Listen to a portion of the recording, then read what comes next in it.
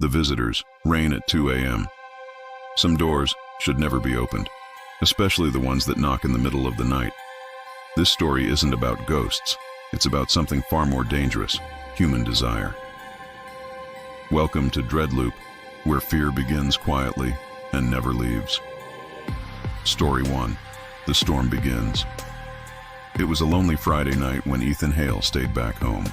His wife Laura and their kids were away visiting her parents. Ethan had work deadlines to meet. The soft glow of his computer screen the only light in the room.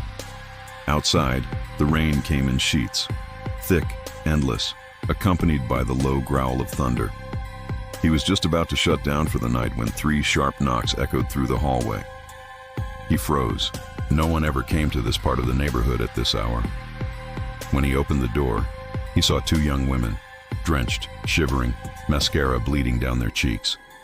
One of them, with long black hair, said breathlessly, "We got lost. Our car broke down near the hill. Can we use your phone?" Their voices trembled. Their faces seemed harmless, and it was raining too hard to send them away. Ethan hesitated for a moment, then stepped aside.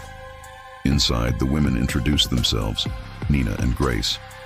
He gave them towels, some old clothes of Laura's, and made coffee. They laughed a lot. Too much for strangers. Too much for midnight.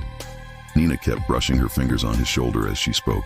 Grace leaned close, her perfume faintly sweet beneath the scent of rain. Ethan tried to focus on polite conversation, asked about their car, their route. But every answer felt rehearsed. After a while, Grace tilted her head, smiling.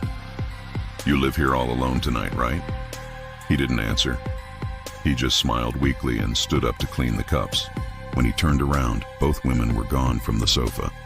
Then came a whisper behind him. "You shouldn't leave your guests waiting." He turned.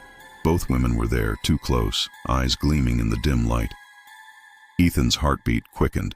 He backed away, muttering, "You should rest. The cab will be here soon." But they didn't move. Nina ran a finger down his arm. Grace whispered, "We can thank you. Properly." For a moment, just one human, weak moment, Ethan froze between fear and desire. The rain outside grew louder, as if mocking his hesitation. Then, with trembling hands, he stepped back, pushing them away. "No, I'm married." His voice broke the tension. The women exchanged a strange glance, like predators sizing up prey, and smiled. "Of course you are," Nina whispered. "That's what makes it fun." The cab horn honked outside. Ethan exhaled, relieved. But when he went to call them, the women had vanished again. He checked every room until he heard the bathroom door click shut. When he opened it, they pounced. Something hard struck the side of his head. The world went black. When he woke up, his wrists were tied to the bedposts with extension cords. His shirt was gone. The women were sitting at the foot of the bed, smiling, not with warmth but control. "See, Ethan," Grace said, "you wanted this." No, I didn't," he groaned. "Oh, but your wife will think you did," Nina whispered, holding up her phone. "Smile for the camera." They toyed with him all night, playing cruel games, whispering his wife's name, forcing him to answer twisted questions. When he got one wrong, they played loud music in his headphones until his ears rang. When he refused to talk, they laughed like children. Then came a knock on the front door. It was Mark, Ethan's co-worker. The women's smiles vanished. "Hide him," Nina hissed. They dragged Ethan into the laundry room, slamming the door. Grace opened the front door, pretending to be his cousin. But Mark wasn't stupid. He noticed the broken vase, the blood on the floor. He pushed past her and froze. Ethan was tied to a chair, bleeding, shaking. Mark shouted, but before he could help, Nina struck him from behind with a fireplace poker. Mark's body hit the ground. Silent hours later, Ethan awoke again, in the cold backyard. Dawn was coming. He was half buried, only his head above ground. The women stood over him, shovels in hand. "Why?" he cried. "What did I do to you?" Grace smiled sadly. "You lied to her. You lied to yourself." Nina knelt beside him, whispering, "We were your test, and you failed." Then they left, walking barefoot into the morning fog.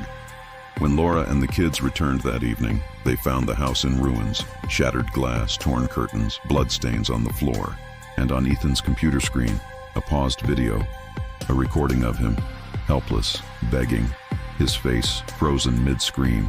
The video title simply said, "Faithful men don't exist." The screen flickered to black.